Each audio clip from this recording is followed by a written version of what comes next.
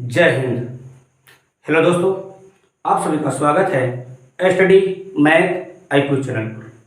दोस्तों, आज हम आपको पढ़ाएंगे नंबर सिस्टम अर्थात संख्या पद्धति। तो आइए देखते हैं इसमें सबसे पहले इसकी डिफिनेशन क्या होती है और इसमें कौन कौन से जो टॉपिक है जो आपके एग्जाम में पूछते हैं। तो आइए देखते हैं। तो प्राकृतिक संख्या, जिसको इंग्लिश में कहते हैं नेचुरल नंबर, तो इसकी डिफिनेशन क्या है?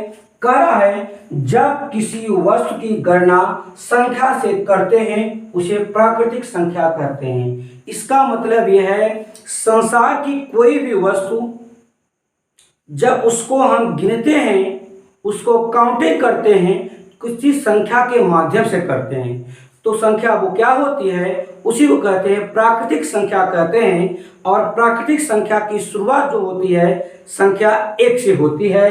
तो 1, 2, 3, 4, 5 ऐसे ही अनंत तक। तो 1 से प्रारंभ होकर अनंत तक की सभी संख्या को प्राकृतिक संख्या कहते हैं, जिसको नेचुरल नंबर कहते हैं। तो आइए, दूसरा नंबर क्या है? पूर्ण संख्या है। पूर्ण संख्या का जो परिभाषा है, जब प्राकृतिक संख्याओं में शून्य को सम्मिलित कर लिया जाता है उसे पूर्ण संख्याएं कहते हैं। इसका मतलब यह है जब मेरी जो प्राकृतिक संख्या होती है 1, 2, 3, 4, 5, 6 अप टू अनंत तक, तो अगर उसके पहले हम 0 को सम्मिलित कर लेंगे, शून्य को सम्मिलित कर लेंगे, तो मेरी संख्या क्या हो जाती है?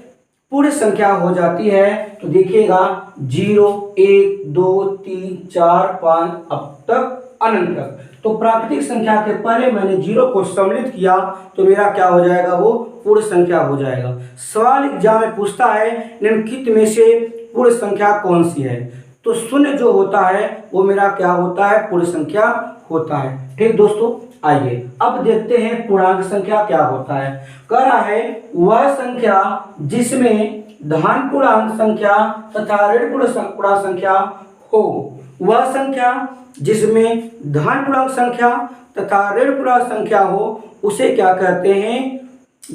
उसे कहते हैं पूर्णांक संख्या कहते हैं। तो जैसे i बराबर, जिसको इंग्लिश में कहते हैं पूर्णांक को इंटीजर कहते हैं, तो i बराबर माइनस अनंत से लेकर -3, -2, -1, 0, +1, +2, +3 अप टू अनंत। अर्थात हम यह भी कर सकते हैं माइनस अनंत तथा प्लस अनंत के बीच सभी संख्या को पूर्णांक संख्या कहते हैं। तो आइए अब इसमें देखते हैं धन पूर्णांक संख्या क्या होता है। तो कह रहा है धन पूर्णांक संख्या, प्राकृतिक संख्या को ही धन पूर्णांक संख्या कहते हैं। जो मेरा प्राकृतिक संख्या होता है 1, 2, 3, 4 उसी को धन पूर्णांक संख्या कहते हैं। तो धन पूर्णांक संख्या को प्लस i से प्रदर्शित करते हैं, तो +1, +2, +3 अप टू अनंत तक। ठीक दोस्तों, अब उसके बाद देखते हैं ऋण संख्या क्या होता है। ये ऋण पूर्णांक संख्या है।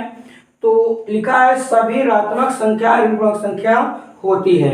तो जितनी भी मेरी ऋणात्मक संख्याएं होती है वो सभी संख्या को हम ऋण पूर्णांक संख्या कहते हैं। तो इसमें -i बराबर हो जाएगा -1, -2, -3, -4 ये अनंत तक। ठीक दोस्तों, अगर इतना ये टॉपिक समझ में आया हो दोस्तों तो प्लीज इसको स्क्रीनशॉट लीजिए। इसके आगे देखते हैं कि सम, विषम, सहअभाज्य, भाज्य, अभाज्य, प्रमेय, अप्रमेय क्या होता है, सारी चीजों को देखेंगे अच्छे तरीके से।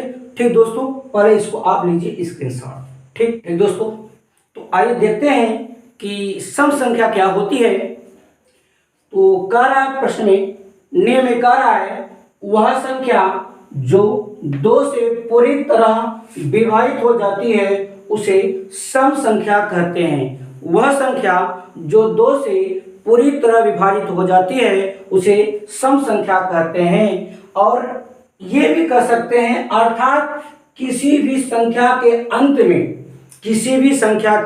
अंत में 0, 2, 4, 6, 8 आता है उसे सम संख्या कहते हैं। तो सम संख्या की जो पहचान है वह संख्या जो 2 से पूरी तरह विभाजित हो जाए, अर्थात किसी भी संख्या के अंत में 0, 2, 4, 6, 8 आता है, वो सारी संख्याएं क्या होती हैं? सम संख्याएं होती हैं। जैसे 2, 4, 6, 8। अब देखिएगा, मैंने कहा किसी भी संख्या के अंत में 0, 2, 4, 6, 8 आता है, उसे सम संख्या कहते हैं। तो अगर भैया देखिए, अगर मुझको सवाल बनाना हो अजी जिसे कह दिया जाए 756, ये सम संख्या है कि नहीं? सम संख्या है कि नहीं? तो आइए, इकाई, दहाई, सैकड़ा, तो इधर से शुरुआत करेंगे। तो ये मेरी अंतिम संख्या है, तो अंतिम संख्या क्या आ गया? ये 6।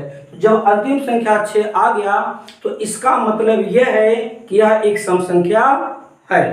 ठीक इसी प्रकार से कहा दिया जाए 1154, तो यहाँ भी क्या आ गया जी?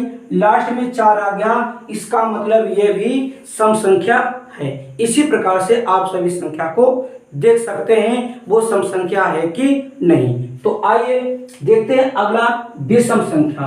कह रहा है वह संख्या जो 2 से विभाजित न हो, किसी अन्य विषम संख्या से विभाजित होती है, उसे विषम संख्या कहते हैं। इसका मतलब यह है कोई भी विषम संख्या 2 से विभाजित नहीं होगी, किसी अन्य संख्या से विभाजित होगी। जैसे 1, 3, 5, 7, 9, 11, 13, 15, 17, ये सारी की सारी संख्या क्या है? विषम संख्या है। ये किसी अन्य संख्या से विभाजित होती है और 2 से विभाजित नहीं होती। तो इसकी जो पहचान है, किसी भी संख्या के अंत में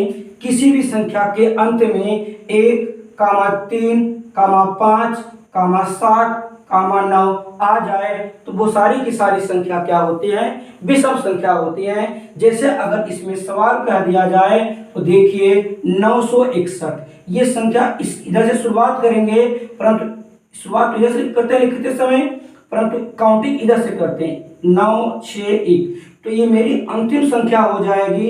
तो इस अंतिम संख्या जो 1 है, तो इसी के सारे से हम कहेंगे ये क्या है? मेरी विषम संख्या है दोस्तों। क्या है? विषम संख्या। अगर कहा जाए 853, तो 853 में ये 3 का है, मेरा ये विषम संख्या है। इसी का ये सारी संख्या क्या हो जाएगी? विषम संख्या हो जाएगी। जैसे अगर कह दिया जाए क्या ये, जैसे ये जो 9 है, क्या जो ये 9 है, ये 9 2 से कटेगा? नहीं कटेगा। मैंने कहा किसी अन्य विषम संख्या से कटेगा, तो इसको 3 से काट सकते हैं, 3 त्रिका 9 काट सकते हैं। किसी अन्य विषम संख्या से काट सकते हैं, उसे क्या कहते हैं? विषम संख्या कहते हैं। ठीक दोस्तों, आइए अब आगे देखते हैं भाज्य संख्या क्या होती है। वह संख्या जो 2 या 2 से अधिक गुणनखंड बनाए, उसे भाज्य संख्या कहते हैं। वह संख्या जो 2 या 2 से अधिक गुणनखंड बनाए, उसे भाज्य संख्या कहते हैं। तो आइए जरा देखते हैं, जो 4 है, 4 का खंड बनाएंगे, 2 गुणित 2 बन जाएगा। अगर 6 का खंड बनाएंगे तो 2 गुणित 3 हो जाएगा। 8 का खंड बनाएंगे तो 2 गुणित 2 गुणित 2 हो जाएगा। तो ये मेरा क्या हो जाएगा? ये भाज्य संख्या हो जाएगी। वह संख्या जो 2 या 2 से अधिक गुणनखंड बनाए, उसे भाज्य संख्या कहते हैं। ठीक दोस्तों, आइए अब देखते हैं अभाज्य संख्या क्या होता है। वह संख्या जो स्वयं का गुणनखंड या स्वयं से विभाजित हो, उसे अभाज्य संख्या कहते हैं। वह संख्या जो स्वयं का गुणनखंड बनाए या स्वयं से विभाजित होती है, उसे अभाज्य संख्या कहते हैं। वो किसी अन्य संख्या से विभाजित नहीं होगा, नहीं होगा, नहीं होगा। तो आइए, जैसे 2, 3, 5, 7, 11, 13, 17, 19, 23 ऐसी और संख्याएं होंगी जो ये किसी अन्य संख्या से विभाजित नहीं होगी, सिर्फ और सिर्फ अपनी ही संख्या से विभाजित होगी, उसे क्या कहते हैं? अभाज्य संख्या कहते हैं। दोस्तों आइए अब जरा एक चीज देखते हैं, उसको इम्पोर्टेंट टॉपिक है, ध्यान से देखना, दिमाग में बैठाना, जरा नोट करके लिखे ना। संख्या 1 न तो भाज्य है न ही अभाज्य है, उसे सिर्फ विषम संख्या कहते हैं। फिर से देखते हैं, संख्या 1 न तो भाज्य है न ही अभाज्य है, उसे सिर्फ विषम संख्या कहते हैं। अगला स्टेप लिखिए, अगला स्टेप लिखिएगा, संख्या 2 सबसे छोटी अभाज्य संख्या, संख्या 2 सबसे छोटी अभाज्य संख्या तथा संख्या 2 सबसे छोटी सम संख्या है। संख्या 2 सबसे छोटी अभाज्य संख्या तथा संख्या 2 सबसे छोटी सम संख्या है। ठीक दोस्तों, ये अगर अच्छा लगा दोस्तों इसको आप ले लीजिए स्क्रीनशॉट, फिर देखते हैं इसके आगे टॉपिक क्या है। ठीक दोस्तों, तो आइए देखते हैं अब इसके आगे सअभाज्य संख्या क्या होती है। तो इसका परिभाषा ये कह रहा है, वह संख्या जो किसी भी संख्या का उभयनिष्ठ ना हो उसे सअभाज्य संख्या कहते हैं। उभयनिष्ठ का मतलब ये होता है दोनों पदों में कुछ कॉमन न हो। उभयनिष्ठ का मतलब ये होता है जो दोनों पदों में कॉमन न हो। तो आइए देखते हैं, क्या 3,7 में कुछ कॉमन है? नहीं है, इसका मतलब ये सअभाज्य संख्या है। 2,5 में कुछ कॉमन है? नहीं है, तो ये सअभाज्य संख्या है। 9,13 में कुछ कॉमन है? नहीं है, वो क्या होता है? सअभाज्य संख्या होता है। तो इसका मतलब वह संख्या जो किसी भी संख्या उभयनिष्ठ न हो उसे सअभाज्य संख्या कहते हैं। तो आइए आगे देखते हैं परिमेय संख्या। परिमेय संख्या क्या होता है? वह संख्या जिसे हम P/Q के रूप में लिखते हैं, Q नॉट इक्वल टू 0, अर्थात Q 0 नहीं होगा, उसे हम परिमेय संख्या कहते हैं। तो देखिएगा, कोई भी संख्या अगर बटे के रूप में, अपान के रूप में, अंशतः हर के रूप में लिखा गया है उसे परिमेय संख्या कहते हैं। वो चाहे ऋणात्मक में हो चाहे धनात्मक में हो, वो परिमेय संख्या होता है। ठीक, और दूसरी बात, कोई भी संख्या अगर रूट के रूप में है, करड़ी के रूप में है, अगर उस संख्या का वर्गमूल निकलता है तो वो भी क्या होता है? परिमेय संख्या होता है।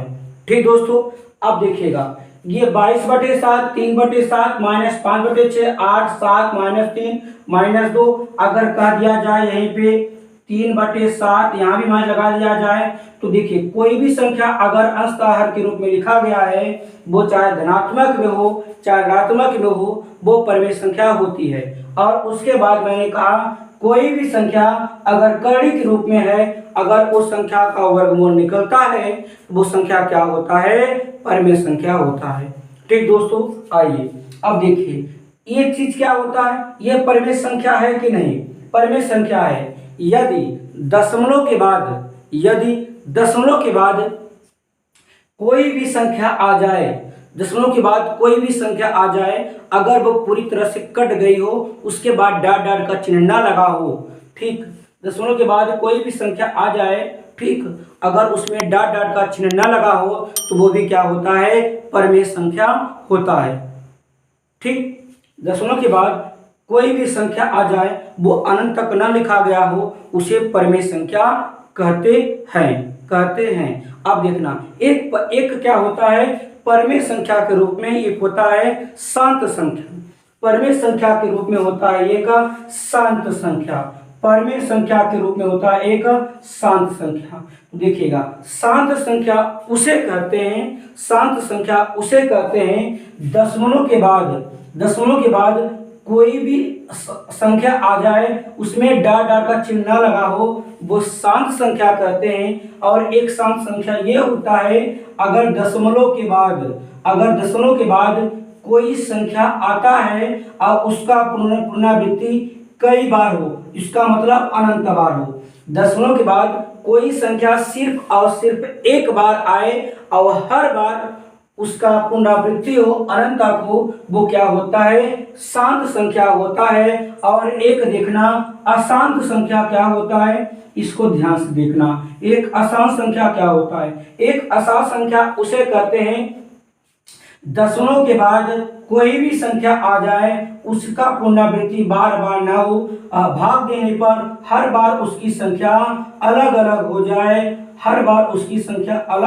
जाए, उसे क्या कहते हैं? अशांत संख्या कहते हैं। और शांत संख्या के रूप में आप इसको भी पकड़ सकते हैं, किसी भी संख्या का जो अंश का हर के रूप में जो मान होता है उसका जो हर होता है उसको 2 गुणित 5 के रूप में तोड़ते हैं तो वो मेरी संख्या क्या होती है, शांत संख्या होती है।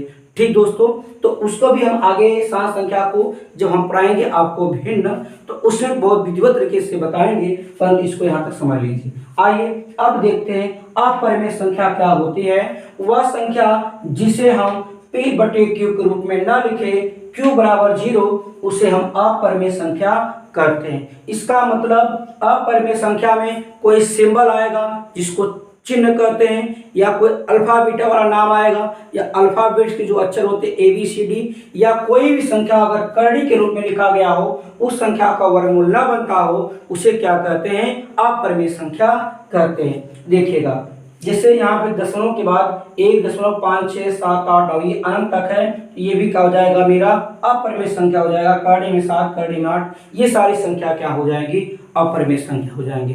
दोस्तों अगर ये इतना चीज अगर अच्छा लगा हो, बढ़िया लगा हो, समझ में आया हो, तो दोस्तों प्लीज मेरा रिक्वेस्ट है आपसे, चैनल को लाइक, सब्सक्राइब, शेयर, कमेंट करना मत भूलिएगा। दोस्तों मिलते हैं अगले वीडियो में। आज के लिए इतना ही।